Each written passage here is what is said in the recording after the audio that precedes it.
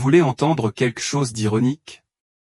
Je m'appelle Ethan, ce qui semble presque comique compte tenu de ma vie passée en tant qu'homme profondément impliqué dans la communauté gay.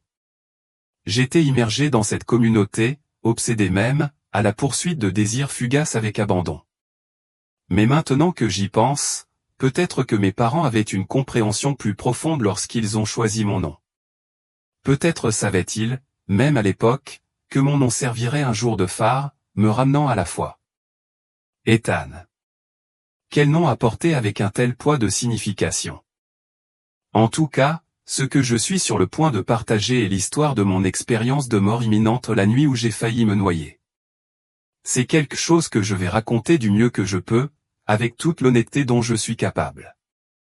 Je tiens à remercier cette chaîne de m'avoir donné la plateforme pour partager mon histoire et à vous exprimer ma gratitude à tous, le public, pour m'avoir écouté. Vous voyez, il n'y a aucun moyen de vraiment se préparer à la mort. Il n'existe pas de manuel d'instruction, ni de révélation soudaine et bouleversante qui puisse rendre l'expérience moins effrayante. Lorsque la mort vous regarde fixement, comme je l'ai fait cette nuit d'été, en train de me noyer dans un lac, les pensées qui vous traversent l'esprit ne sont pas des réflexions profondes sur le sens de la vie. Au lieu de cela, c'est une panique pure, le chaos, la douleur et un instinct irrésistible de survie. En termes simples, j'étais terrifié. Mais laissez-moi vous dire quelque chose de profond, la mort n'est pas la fin.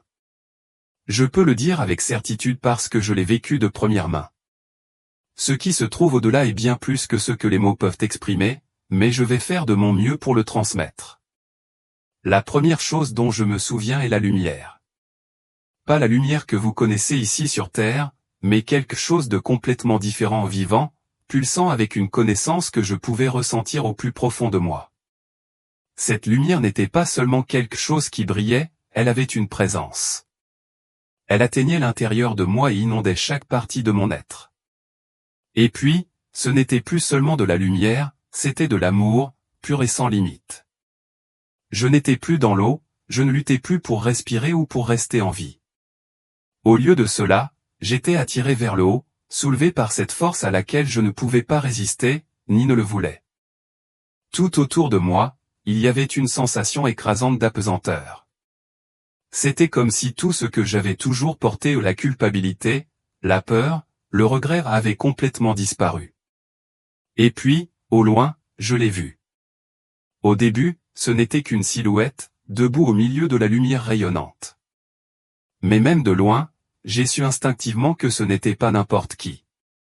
C'était lui, celui que j'avais appelé étant enfant, celui avec qui j'avais lutté dans mes prières, celui qui, selon moi, m'avait déçu trop de fois pour que je puisse un jour le revoir.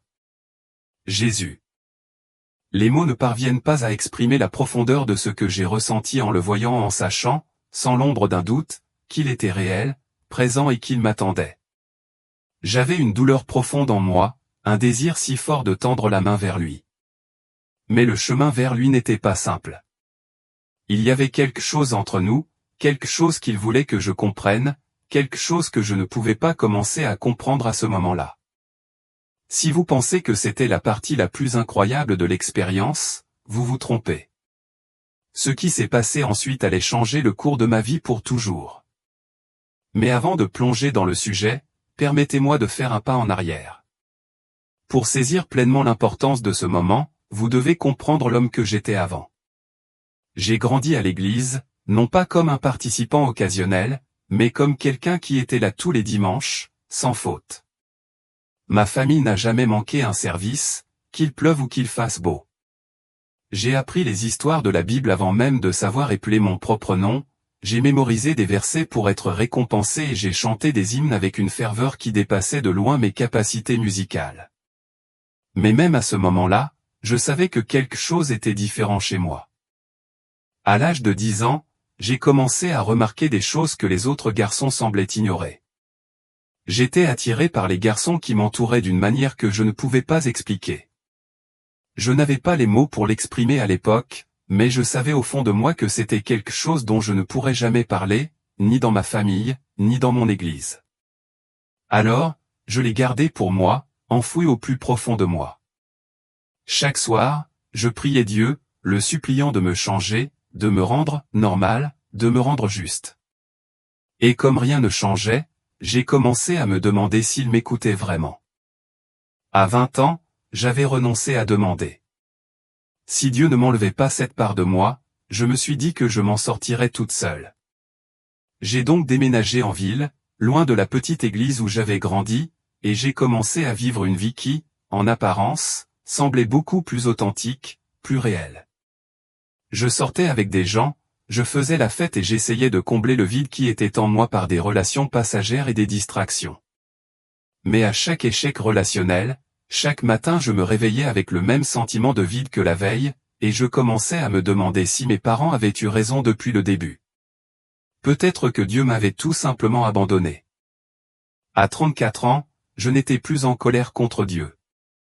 J'étais juste engourdi. C'est là que j'étais la nuit où je me suis retrouvé debout au bord d'un lac, regardant l'eau sombre, me demandant si tout cela avait un sens. Je n'étais pas suicidaire, du moins pas au sens traditionnel du terme. Je n'avais rien prévu de radical, je m'en fichais. Je ne me souviens même plus pourquoi j'ai décidé de nager ce soir-là. Peut-être pensais-je que le choc de l'eau froide me sortirait de la profonde apathie qui m'avait saisi. Ou peut-être était-ce autre chose, quelque chose qui m'attirait vers une rencontre que je n'avais même pas imaginée. Ce que je ne savais pas, ce que je ne pouvais pas savoir, c'est que j'étais sur le point de rencontrer le Dieu dont j'avais longtemps cru qu'il avait cessé de m'écouter. L'eau était plus froide que je ne l'avais prévu, mordant ma peau alors que je nageais plus loin dans le lac, permettant au froid de remuer quelque chose en moi. Pendant un bref instant, cela a fonctionné. La nuit était calme et les étoiles au-dessus se reflétaient parfaitement sur la surface vitreuse de l'eau. J'ai ressenti un sentiment de paix, quelque chose que je n'avais pas ressenti depuis des années. Mais, comme pour toute chose, la paix est éphémère. Je ne sais pas si c'était une crampe, un épuisement total ou quelque chose de complètement différent, mais soudain, mon corps m'a trahi. Mes jambes, autrefois fortes et stables dans l'eau, ont cessé de bouger. J'avais l'impression que mes bras s'étaient transformés en pierre et avant même que je puisse comprendre ce qui se passait, je coulais. Cela n'aurait pas dû se passer comme ça. La natation a toujours été ma force. Enfant, j'ai pris des cours, j'ai perfectionné mes mouvements au lycée et je n'ai jamais eu peur de l'eau. Mais maintenant, plus rien de tout cela n'avait d'importance. À ce moment-là, c'était comme si mon corps m'avait complètement abandonné. Malgré chaque once de volonté que j'avais mobilisée, l'eau continuait à me tirer vers le bas, implacable et impitoyable. Il y a un moment particulier, une prise de conscience silencieuse où l'on comprend qu'on n'y arrivera pas. Cela n'a rien à voir avec les scènes dramatiques des films. Il n'y a pas de panique, pas de lutte désespérée, juste un calme étrange. J'ai arrêté de me battre, j'ai arrêté de m'agripper à la surface et, pour la première fois, j'ai laissé l'eau m'emporter. C'est à ce moment-là que les souvenirs ont commencé à affluer. Ils n'étaient pas aléatoires. Non, elles sont arrivées par à-coups, chacune plus vive, plus détaillée que la précédente. Je me suis vu enfant, assise à l'école du dimanche, une Bible posée sur mes genoux, écoutant des histoires sur un Dieu qui m'aimait, des histoires que je n'avais jamais vraiment comprises à l'époque. J'ai vu mon premier béguin, la confusion accablante, la peur qui accompagnait ces nouvelles émotions. J'ai vu les larmes que j'ai versées dans l'intimité de ma chambre, murmurant des prières dans le vide, désespéré de trouver quelque chose en quoi croire. Tout était là. Le rire, la douleur, la solitude, la joie aux chaque partie de moi, mise à nu. Et puis, il n'y avait plus rien. Le silence. Pas d'eau. Pas d'obscurité. Pas de son. Juste un silence infini qui semblait s'étendre à l'infini. Quand j'ai finalement ouvert les yeux, je me suis retrouvé hors du lac. En fait, je n'étais plus dans un endroit que je pouvais reconnaître. C'était comme si je n'étais nulle part du tout, ou peut-être partout à la fois. C'est difficile à exprimer avec des mots. Ce que je sais, c'est que je n'étais plus celle que j'avais été, pas au sens où nous nous percevons habituellement sur Terre. Le poids de la douleur, l'emprise écrasante de la peur, tous deux avaient disparu, comme s'ils n'avaient jamais existé. À leur place, il y avait de la lumière. Pas seulement de la lumière autour de moi, mais de la lumière en moi, qui remplissait chaque recoin de mon être. Elle était vivante, palpitante d'une chaleur si belle, si incroyablement rayonnante, que les mots ne parviennent pas à en saisir l'essence. À cet instant, une profonde prise de conscience m'envahit, je n'étais pas morte, pas au sens où je l'avais toujours cru. J'étais ailleurs, dans un endroit tellement au-delà de ma compréhension que les mots me semblaient insuffisants pour le décrire. Je ne savais pas que j'allais le rencontrer dans quelques instants. Je ne m'approchais pas de lui, du moins pas au début. Ce n'était pas comme si mes pieds touchaient le sol, ou s'il y avait une surface solide sous moi sur laquelle me tenir. C'était plutôt comme si j'étais porté par la lumière elle-même, glissant sans effort vers l'avant, attiré vers la présence qui m'attendait. L'espace autour de moi était indescriptible. Il n'était pas seulement beau, il était vivant d'une manière que je ne pouvais pas vraiment saisir. Les couleurs, vibrantes et innommables, pulsaient avec un rythme qui semblait aussi naturel que la respiration, et l'air même, ou quoi que ce soit qui m'entourait, semblait saturé de quelque chose de bien plus profond que la paix. C'était de la joie, une joie pure et incontrôlable. Mais il y avait plus dans cet endroit que la beauté seule. Il y avait un sens profond de l'objectif, une signification indéniable à tout cela. Cela résonnait au plus profond de moi, résonnait dans mon âme. Chaque couleur, chaque scintillement de lumière, chaque note de son, tout cela faisait partie de quelque chose de bien plus grand que ce que je pouvais pleinement comprendre. C'était comme si je me tenais au centre d'une symphonie éternelle, si vaste et complexe que le simple fait d'en être témoin me faisait mal au cœur par sa magnificence. Et puis, il était là, au milieu de tout cela. Au début, je ne pouvais distinguer que sa silhouette, une silhouette au loin, rayonnant d'un éclat qui éclipsait tout ce qui l'entourait. Mais à mesure que je m'approchais, le sens de sa présence devenait plus clair, pas seulement sa présence, mais son savoir. C'était comme si chaque partie de moi, chaque pensée cachée, chaque souvenir fugace, chaque recoin secret de mon cœur, était mis à nu devant lui. Et pourtant, il n'y avait aucune condamnation. J'avais passé toute ma vie à me préparer à ce moment, à me préparer au jugement inévitable que je pensais devoir venir. Je m'attendais à ce que Dieu me regarde avec déception, peut-être même avec colère, qu'il me fasse la liste de mes échecs, de mes faux pas et qu'il me demande des explications pour mes manquements. Mais ce n'est pas ce que j'ai rencontré. Ce que j'ai ressenti, c'était plutôt de l'amour, un amour irrésistible, un amour si profond et si englobant qu'il semblait m'entourer de toutes parts, emplissant chaque partie de moi de chaleur et de paix. À ce moment-là, j'ai compris que cet amour était l'essence même de tout. Je me suis arrêté de bouger, non pas parce que je le voulais, mais parce que je ne pouvais tout simplement pas aller plus loin. Le poids de sa présence était écrasant, comme si je me tenais trop près du soleil, ressentant sa chaleur intense et rayonnante. Mais ce n'était pas un poids écrasant. Ce n'était pas étouffant. Non, c'était quelque chose de complètement différent. Il ne m'a pas fait me sentir insignifiant. Au contraire, il m'a fait me sentir vu, comme si chaque partie de qui j'étais, chaque défaut, chaque peur, chaque recoin caché de mon être était connu et malgré tout désiré. Et puis, sans prononcer un seul mot, il se tourna et me fit signe de le suivre. Ce qui se passa ensuite est presque impossible à décrire avec des mots. Il ne me parla pas comme nous parlons ici sur Terre, du moins pas avec le langage. Au lieu de cela, je pouvais le sentir, sa présence, ses pensées, ses intentions. C'était comme s'il m'invitait à voir le monde à travers ses yeux, à expérimenter la réalité comme lui. La première chose qu'il me montra fut l'amour, mais pas l'amour que nous connaissons, le genre d'amour dont nous parlons ici sur Terre. Ce n'était pas de l'amour, de l'amitié ou même de la famille. Non, c'était quelque chose de bien plus profond, de bien plus pur. C'était l'amour dans sa forme la plus pure, le genre d'amour qui n'exige rien, qui ne prend rien, il est simplement.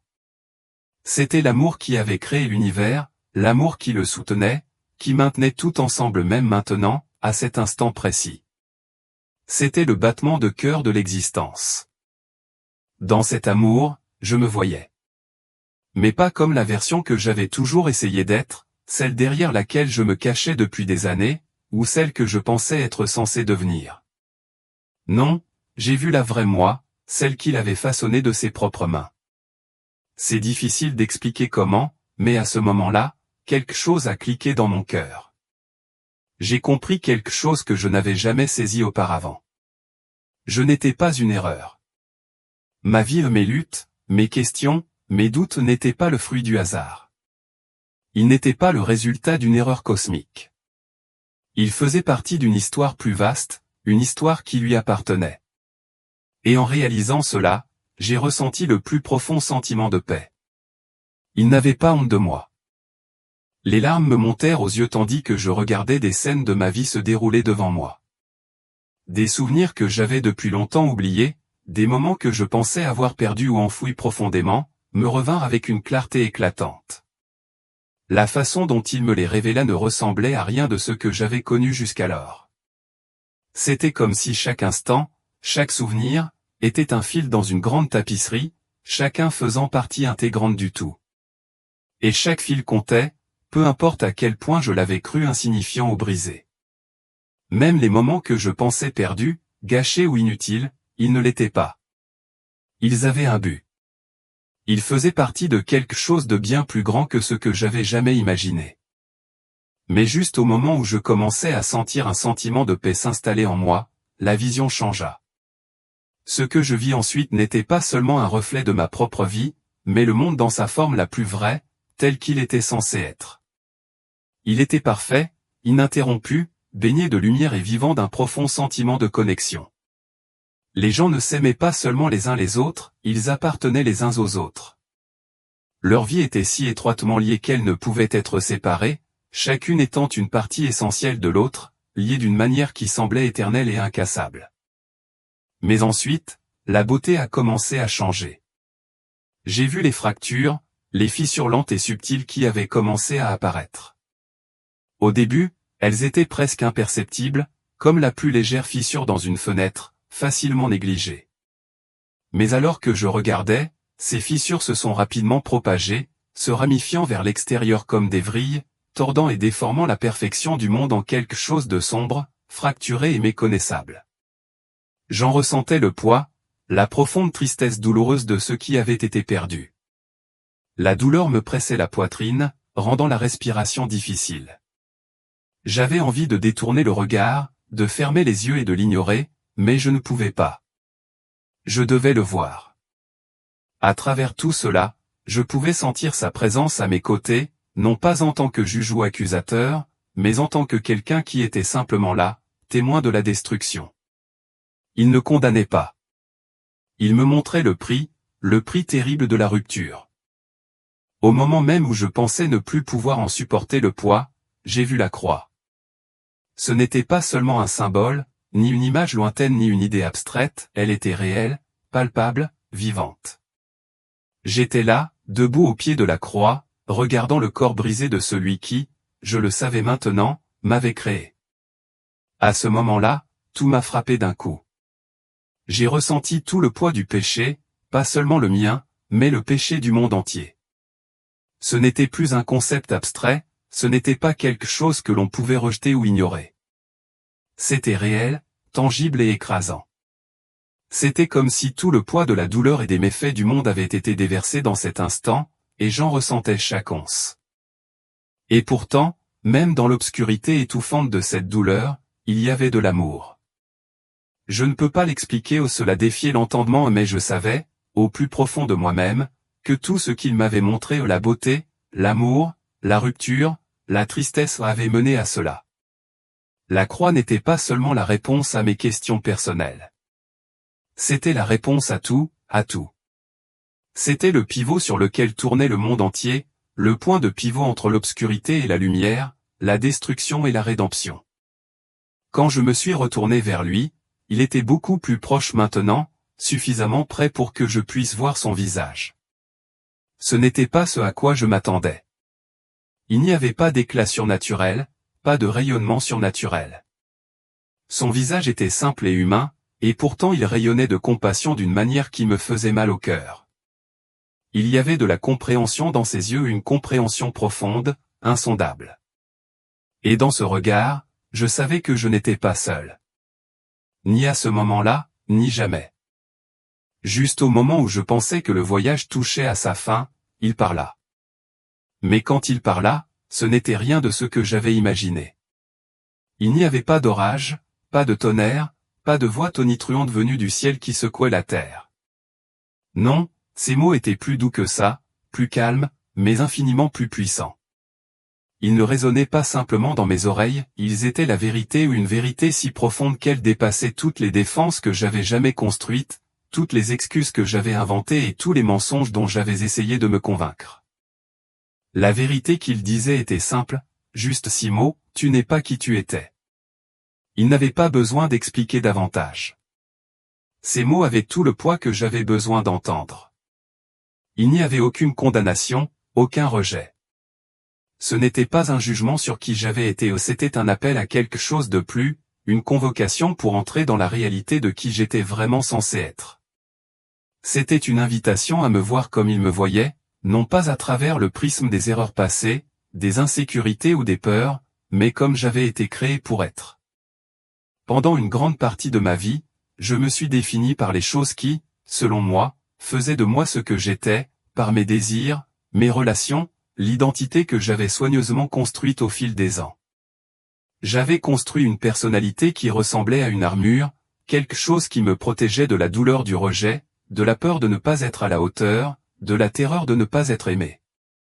Mais à ce moment-là, j'ai réalisé que tout cela n'était qu'un masque. Un masque que j'avais créé pour me protéger du monde, pour cacher les parties de moi que je craignais que les autres ne rejettent. Mais ces mots ont fait disparaître tout cela. J'ai senti le masque commencer à tomber, non seulement de mon visage, mais des parties les plus profondes de mon âme. Toutes les choses auxquelles je m'étais accroché, toutes les choses qui, selon moi, me définissaient, se sont soudainement dévoilées devant lui. Et pourtant, je n'ai pas été accueilli par la colère ou le dégoût, comme je l'avais craint. Non. Ce que je ressentais, c'était de l'amour, un amour féroce, inflexible. Un amour si pur qu'il a brûlé toutes les fausses identités que j'avais essayé de porter. Il m'a laissé là, complètement exposé, mais en quelque sorte, plus entière que je ne l'avais jamais été.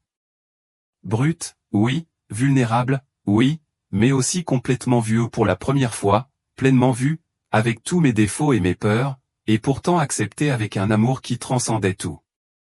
Je me suis vu à travers ses yeux non pas comme l'homme qui avait échoué, qui avait trébuché et était tombé en chemin, mais comme l'homme qu'il avait toujours voulu que je sois. À ce moment-là, j'ai compris que je n'étais pas défini par ma sexualité, mes erreurs passées ou le poids de mes péchés. J'étais défini par une seule vérité, j'étais à lui. C'était la clé. Et dans cette prise de conscience, j'ai compris quelque chose de crucial. Il ne m'appelait pas simplement à vivre différemment, à faire plus d'efforts, à faire de meilleurs choix. Non, il m'appelait à mourir. De laisser tomber la version de moi-même que j'avais mis tant d'années à construire, une version imparfaite, brisée et enracinée dans la peur, et d'entrer dans celle qu'il avait conçue pour moi depuis le tout début. Il ne s'agissait pas seulement de laisser quelque chose derrière soi, il s'agissait de renaître. Ces mots résonnaient dans mon cœur, profond et clair, une vérité qui résonnait dans chaque fibre de mon être, tu n'es pas celui que tu étais. Et puis, comme pour s'assurer que j'avais bien compris, il l'a répété, tu n'es pas celui que tu étais. Cette fois, ce n'était pas juste une déclaration, c'était une promesse. C'était une déclaration, un dernier mot, l'homme que j'avais été, celui qui avait fui Dieu, celui qui avait cherché l'amour dans tous les mauvais endroits, celui qui s'était accroché à une fausse identité parce qu'il ne croyait pas pouvoir être aimé comme il était vraiment. Cet homme était parti. Et à sa place, quelqu'un de nouveau s'élevait. Quelqu'un de libre. Mais ce qui s'est passé ensuite n'a pas été facile. Debout là, baigné par la chaleur de sa présence, j'ai vu ma vie se dérouler devant moi, pas seulement le passé, mais aussi l'avenir. J'ai vu les choix que j'aurais à faire, les choses que je devrais abandonner et la douleur qui accompagne le fait de mourir à moi-même. C'était une mort, un abandon, mais aussi la naissance de quelque chose d'entièrement nouveau. Je pouvais sentir le poids de ce que cela impliquerait, les sacrifices, les moments de doute, les luttes auxquelles je serais confronté en choisissant de m'éloigner de l'ancien moi. Mais j'ai aussi vu autre chose. J'ai vu la liberté qui m'attendait de l'autre côté de cette mort. J'ai vu la joie que procure le fait de marcher au pas avec lui, de vivre une vie non dictée par les étiquettes du monde ou par mes propres désirs brisés, mais par son amour et son but pour moi. J'ai vu des relations restaurées non pas selon mes conditions, mais selon les siennes. J'ai vu une vie qui n'était pas parfaite, mais qui était entière. Ce n'était pas l'absence de douleur ou de difficulté, mais la présence de quelque chose de plus profond, une paix qui venait du fait de savoir que j'étais exactement là où je devais être, devenant la personne que j'étais toujours censé être. Pour la première fois de ma vie, je me suis senti libre. Ce n'était pas seulement l'absence de chaîne ou de fardeau, c'était un profond sentiment de libération, comme si chaque partie de moi qui avait été alourdie par la peur, la culpabilité et le doute s'était soudainement envolée. Lorsque je me suis retourné vers lui, il était toujours là, son visage rayonnant de compassion et de compréhension. Je pouvais sentir qu'il voyait chaque peur, chaque doute, chaque hésitation qui s'était déjà tapie au fond de mon cœur. Mais plus encore, je savais que malgré toute ma rupture, il ne me demandait pas de parcourir ce chemin seul. Ces mots avaient déjà exprimé la vérité dont j'avais besoin, tu n'es pas qui tu étais. Ce n'était pas seulement une affirmation, c'était une invitation, un défi et une promesse réunis en un seul. Une promesse que la personne que j'avais été, avec tous mes défauts et mes erreurs, ne me définissait plus. Un défi à avancer vers l'inconnu, à laisser derrière moi l'ancien et à accepter le nouveau. Et une invitation à vivre différemment, à avancer d'une manière qui soit entièrement en accord avec la personne que j'étais vraiment censé être. Tandis que je me tenais là, dans la lumière de sa présence, j'ai senti le poids de la décision qui m'attendait. Je savais que j'avais un choix à faire. Et puis, tout est devenu noir. Quand je me suis réveillé, j'étais à bout de souffle, je toussais violemment, ma poitrine se soulevait comme si je venais de sortir des profondeurs d'un océan. J'avais l'impression que l'acte même de respirer était une bataille.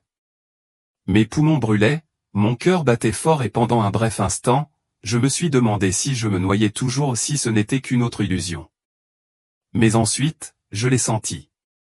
La réalité solide et indubitable du sol sous moi rugueuse et réelle contre ma peau. Un homme était agenouillé à côté de moi, sa voix frénétique alors qu'il m'appelait, me demandant si j'allais bien, si je pouvais l'entendre. Ses mains étaient sur mes épaules, me secouant doucement, mais je ne pouvais pas me concentrer sur lui.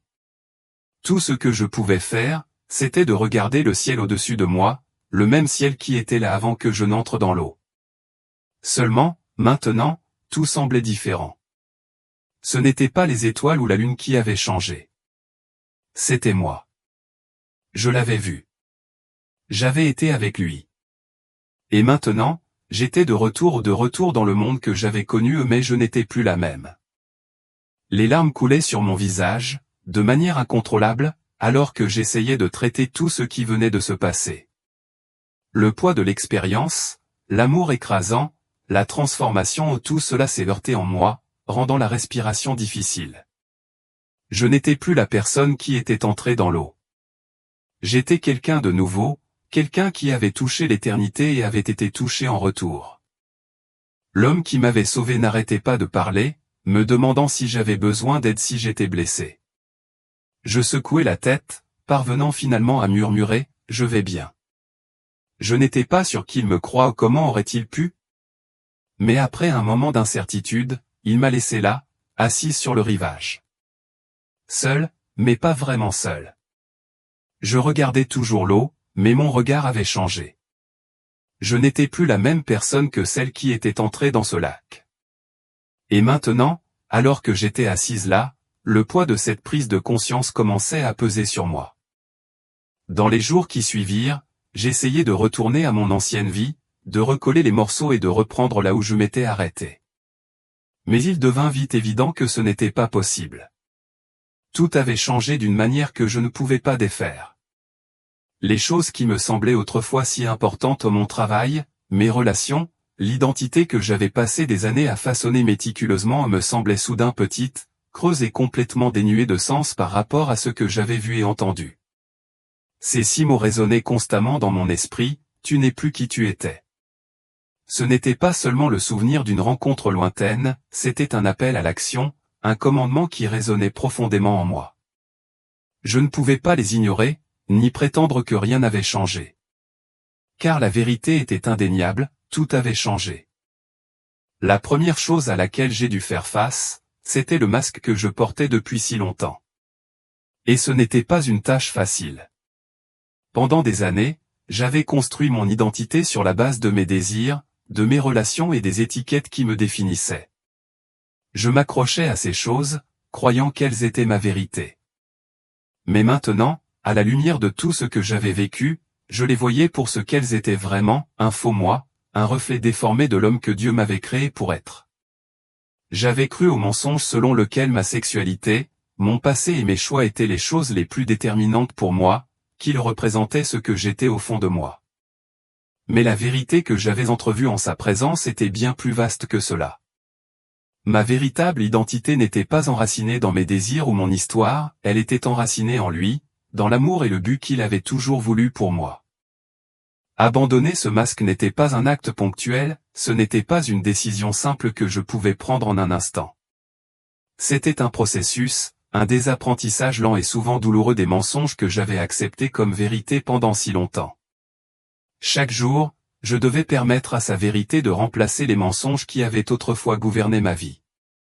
Et même si cela faisait mal, c'était le genre de douleur qui menait à la liberté, le genre qui dépouillait les couches de prétention pour révéler quelque chose de bien plus authentique.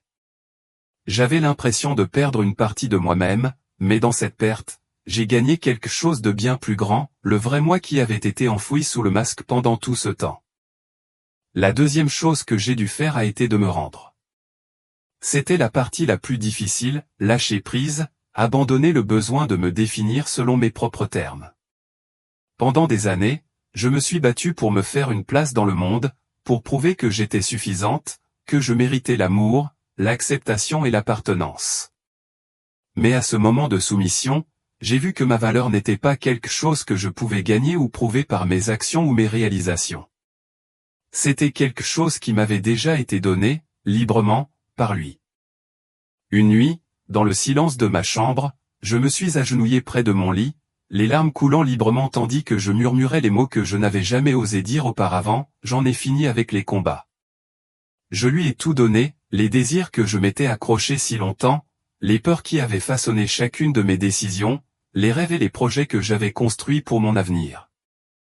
Je lui ai dit que je ne voulais plus vivre à ma façon. Je voulais vivre à sa façon, devenir l'homme qu'il avait toujours voulu que je sois. Et à ce moment-là, pour la toute première fois de ma vie, je me suis senti vraiment libre non pas à cause de quoi que ce soit que j'avais fait, mais parce que je lui avais tout abandonné. Vivre cette liberté n'a pas été facile. Le monde n'a pas changé du jour au lendemain, et moi non plus. Le chemin n'a pas été sans difficulté. Les tentations, les doutes et les moments de faiblesse sont encore venus, me submergeant parfois d'une manière à laquelle je ne m'attendais pas. Il y a eu des jours où je trébuchais en remettant tout en question. Mais au milieu de tout ce chaos, une chose avait changé de façon permanente, l'espoir. Un espoir que je n'avais jamais connu auparavant, l'espoir que mon passé ne me définissait plus. L'espoir que je pouvais marcher dans sa vérité, même lorsque cela semblait impossible. L'espoir que son amour était suffisant, peu importe le nombre de fois où je vacillais ou échouais. J'ai recommencé à aller à l'église, mais cette fois, ce n'était pas parce que je me sentais obligé. Ce n'était pas quelque chose que je devais faire, c'était quelque chose que je voulais faire. J'avais envie d'être entouré de sa parole, de comprendre plus profondément qui il était et qui il m'avait créé pour être. Et, en entrant dans cette communauté, j'ai trouvé un système de soutien différent de tout ce que j'avais connu auparavant, des gens qui m'aimaient, qui me soutenaient et qui marchaient à mes côtés alors que je trébuchais et que je grandissais dans ma foi. Lentement, mais sûrement, j'ai commencé à entrevoir des aperçus de l'homme qu'il m'avait montré dans cette vision, l'homme qui n'était pas défini par sa sexualité, ses luttes ou ses échecs, mais par le Christ. Chaque jour devenait un voyage, un pas en avant vers quelque chose de nouveau. Je n'étais pas parfaite. Loin de là. Je luttais toujours avec les mêmes questions, les mêmes tentations et les vestiges persistants de l'ancienne vie que j'avais laissée derrière moi.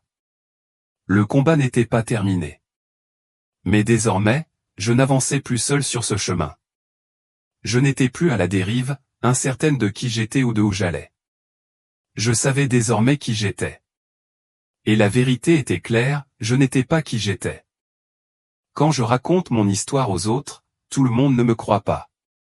Certains la considèrent comme une hallucination, un rêve provoqué par le manque d'oxygène ou le traumatisme d'une quasi-noyade. Et c'est normal. Je ne ressens pas le besoin de convaincre qui que ce soit de ce que j'ai vécu.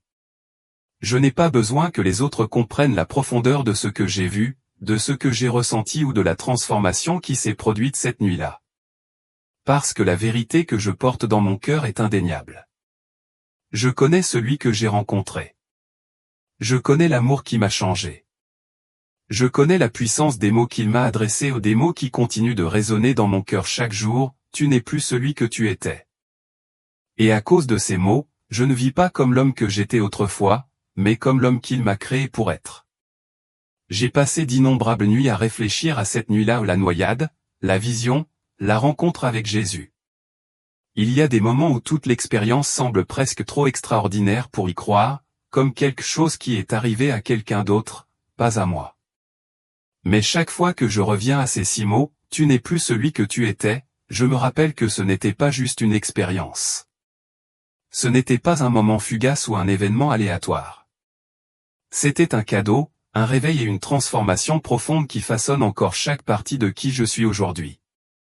Si vous lisez ceci et que vous luttez avec votre identité, avec des questions sur qui vous êtes, avec vos désirs, ou même que vous vous demandez si Dieu vous aime vraiment, je veux que vous sachiez quelque chose, je vous vois. Plus important encore, Dieu vous voit. Il voit la douleur que vous portez, les doutes qui pèsent sur votre cœur, la colère et la peur qui semblent parfois accablantes. Et voici la partie la plus importante, il ne se détourne pas de vous. Il est là, à vous tendre la main, les bras grands ouverts.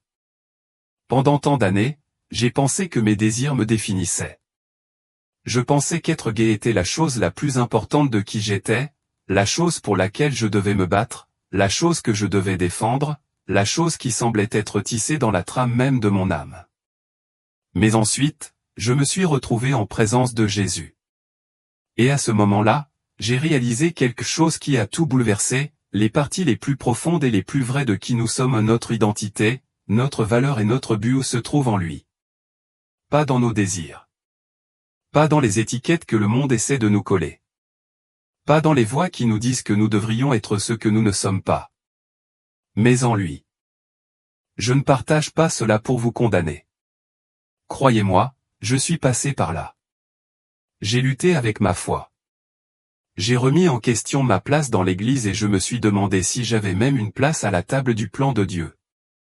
Je sais ce que l'on ressent lorsqu'on se sent comme un étranger, lorsqu'on se demande si on est vraiment aimé pour ce que l'on est. Mais je vous le dis du plus profond de mon cœur, vous avez votre place. Il y a une place pour toi dans ses bras, dans son cœur et dans son royaume.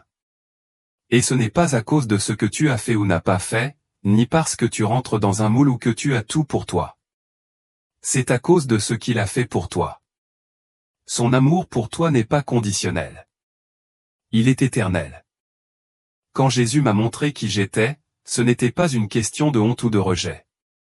Il ne s'agissait pas de me transformer en quelqu'un que je n'étais pas, ou de me forcer à entrer dans une case qui ne me convenait jamais vraiment. Il s'agissait de révéler la vérité de qui j'avais toujours été, son enfant. Créé à son image. Appelé à marcher dans son dessein. Et une fois que j'ai compris cela, tout le reste s'est mis en place. Les choses auxquelles je pensais devoir m'accrocher au mon passé, mon identité, mes peurs n'étaient plus ce qui me définissait.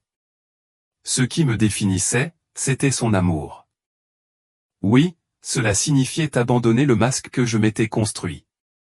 Cela signifiait renoncer à des aspects de ma vie dont je pensais ne pas pouvoir me passer, à des aspects qui me donnaient l'impression d'avoir le contrôle, qui me permettaient de me sentir en sécurité dans ma peau.